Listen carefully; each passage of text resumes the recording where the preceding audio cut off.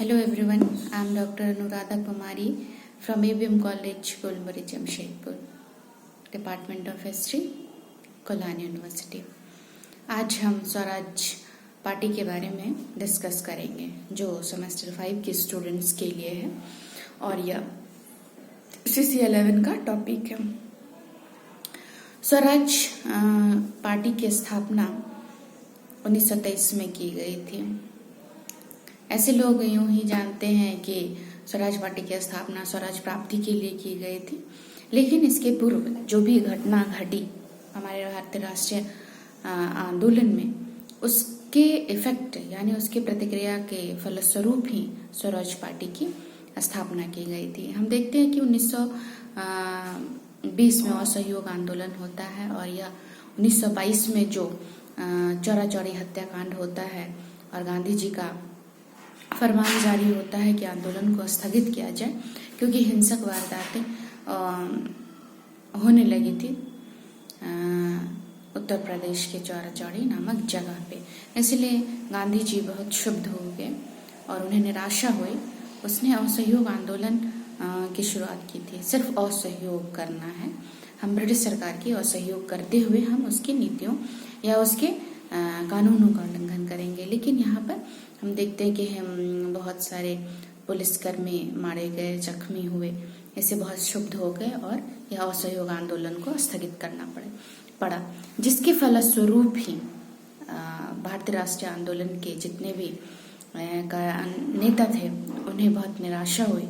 उन्हें लगता था कि अब मंजिल करीब है और हमें अपना लक्ष्य प्राप्त हो सकता है। वैसे ही समय में महात्मा गांधी ने आदेश दिया आंदोलन को रोकने का। तो हम देखते हैं कि कांग्रेस में बहुत सारे मतांतर होने लगे, नेताओं में विचारों का मतांतर होने लगा, विचार मतभेद शुरू हो गए और कांग्रेस के दो दल हो गए, एक परिवर्तनवादी दल और एक दूसरा अपरिवर्तनवादी दल। तो परिवर्तनवादी दल में जो थे उसमें मोतीलाल नेहरू, CR दास, विट्ठल भाई पटेल, हकीम अजमल खां, मदन मोहन मालवीय थे और अपरिवर्तनवादी दल में राजेंद्र प्रसाद, सी राजगोपालाचारी, वल्लभ भाई पटेल, डॉक्टर अंसारी, श्रीनिवास अयंगर। तो ये कांग्रेस के दो दल हो गए थे। तो महात्मा गांधी के द्वारा जो अचानक असहयोग आंदोलन को स्थगित किए जाने से कांग्रेस के एक वर्ग में घोर निराशा हुई और असंतोष फैल गया। सुभाष चंद्र बोस ने कहा कि तानाशाह का फरमान उस वक्त मान लिया गया, लेकिन कांग्रेस में नियमित विद्रोह फैल गया। गांधी के इस निर्णय से कांग्रेस की प्रतिष्ठा को ठेस लगी। इसकी सदस्य संख्या भी कम हो गई, लोगों में निराशा छा गई। वैसे ही कंडीशन में, इसी परिस्थिति में कांग्रेस के जो नेता थे, जो कद्दावर नेता थे, दिग्गज नेता थे, उन लोगों में आपसी मतभेद होना शुरू हो गया। उसी में CR दास और मोतीलाल नेहरू के अथक प्रयास से स्वराज पार्टी की स्थापना कर दी जाती है। स्वराज पार्टी की स्थापना का उद्देश्य जो था वो यह था कि हम भारत को स्वराज दिलाएंगे। उनका मानना था कि हम भारत को स्वराज दिलाएंगे, असहयोग आंदोलन को सफल बनाएंगे। जो असफल हो गया था, स्थगित कर दिया गया था चौरी चौरा हत्याकांड के बाद, उसको हमें सफल बनाना है। सरकारी नीतियों का विरोध करेंगे। तो ये सारी चीजें स्वराज पार्टी के उद्देश्य बनते चले गए। हम देखते हैं उनका मानना था कि हम कांग्रेस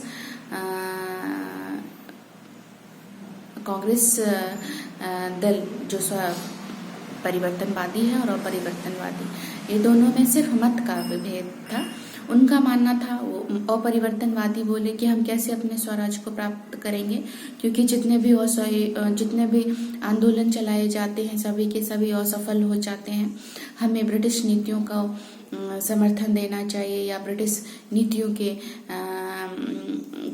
द्वारा किए गए जितने भी कार्य हैं उसमें हमें सहायता करनी चाहिए, क्योंकि हमने तो असहयोग आंदोलन करके देख लिया, खिलाफत आंदोलन देख लिया, फिर रॉयल्टी एक्ट का विरोध करके देख लिया, लेकिन हमें किसी में सफलता नहीं मिली। तो हमें क्या करना चाहिए? तो ये जो परिवर्तनवादी दल के नेता थे उनका मानना था कि हम ब्रिटिश सरकार में ही घुसकर ब्रिटिश नीतियों का विरोध करना है। हमें ब्रिटिश कर्मचारी या ब्रिटिश सरकार के द्वारा जितने भी कानून बनाए जाएंगे वो हमारे लिए तो हितकर नहीं होगा, वो हमें अनदेखा ही करते हैं, वो अपने स्वार्थ सिद्धि के लिए ऐसा करते हैं। तो हम देखते हुए, हम अपने स्वार्थ को देखते हुए, हम अपने हित की बात को देखते हुए, अगर ऐसी नीति नहीं रही जो हमारे हित के लिए ना हो तो हम उस नीति का विरोध करेंगे। हम ऊपर से उसके साथ मिले रहेंगे, ब्रिटिश सरकार के साथ मिले रहेंगे, लेकिन हम अंदर से उसकी नीतियों का विरोध करेंगे। और 1923 में चुनाव होने वाला था। 1923 के चुनाव में परिवर्तनवादी मतलब कांग्रेस को अभूतपूर्व सफलता मिल जाती है। कुल 101 सीट पर 42 सीटें कांग्रेस को प्राप्त होती है और बंगाल में इसका बहुत अच्छा प्रदर्शन होता है। स्वराज बम्बई मध्य प्रदेश में भी इसका अच्छा रिजल्ट आता है। लेकिन देखते हैं कि पंजाब और मद्रास में ये इनको सीट नहीं मिलती है, जीत हासिल नहीं मिलती है। सी आर दास को महापौर बनाया गया, मेयर बनाया गया। शहीद सुहरावर्दी उपाध्यक्ष चुने गए। सुभाष चंद्र बोस को कार्यकारी पदाधिकारी बनाया गया। तो इस प्रकार बड़े बड़े पद कांग्रेस को मिल जाते हैं। बहुत बड़ा है कि वायसराय ने विशेषाधिकार का प्रयोग करके बजट को जो अस्वीकृत कर दिया था कांग्रेस पार्टी के सदस्य ने, तो उसे पुनः विशेषाधिकार का प्रयोग किया और बजट को पारित किया। 1925 में विठल भाई पटेल को केंद्रीय विधायिका के अध्यक्ष निर्वाचित कराने में सफल रहे। बंगाल के 2 मंत्रियों को पद त्यागने को विवश किया गया। स्वराज्यों ने बंगाल और मध्य प्रदेश में अपने प्रयासों से द्वैधात्मक शासन को निरर्थक बना दिया। द्वैधात्मक, देखिए 1919 का जो अधिनियम था उसमें द्वैध शासन को लागू किया गया था और सरकारी कार्यों में कदम कदम पर रोड़ा अटकाया जा रहा था। ये निरर्थक जो शासन अधिनियम को पारित किया गया था 1919 में।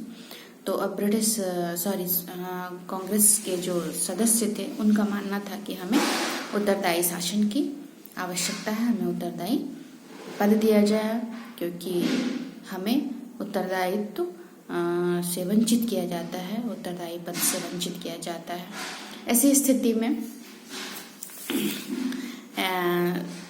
स्वराज पार्टी की स्थापना हुई और लोगों को सफलता भी मिली, क्योंकि हम देखते हैं कि कांग्रेस के जो भी दिग्गज नेता थे उन्हें सफलता मिल जाती है और वो बड़े से बड़े पद पर पदस्थापित होते हैं। और इस तरह से हम स्वराज पार्टियों के गठन का उद्देश्य जान पाते हैं कि स्वराज प्राप्ति तो उनका मुख्य उद्देश्य था ही, और असहयोग आंदोलन को भी सफल बनाना था, सरकारी नीतियों का विरोध करना था। तो इस तरह से हम देखें, लेकिन बाद में हम देखते हैं कि स्वराज दल का पतन भी हो जाता है, क्योंकि हम देखते हैं कि गांधी जी को गिरफ्तार कर लिया जाता है, उन्हें 6 साल की सजा भी दे दी जाती है। तो उस तरह से हम तो शुरू में ही असहयोग आंदोलन के दरमियान ही जो होता है उसमें गांधी जी को गिरफ्तार किया जाता है और ब्रूमफील्ड जो है उसने गांधी जी को 6 वर्ष की सजा देते हैं। गांधी जी अब जेल में, लेकिन स्वास्थ्य बिगड़ जाने के कारण उन्हें बाहर निकाल दिया जाता है, लेकिन 6 वर्षों की सजा होती है। ऐसी दशा में देश को एक सही दिशा देने वाला मार्गदर्शन देने वाले का अभाव हो गया था। वैसे कंडीशन में ही सी आर दास और मोतीलाल नेहरू ने इस कदम को उठाया। तो इस तरह हम स्वराज पार्टी के गठन को जाने, उनका उद्देश्य को जाने, आखिर इसकी स्थापना क्यों हुई उसको जाने। धन्यवाद।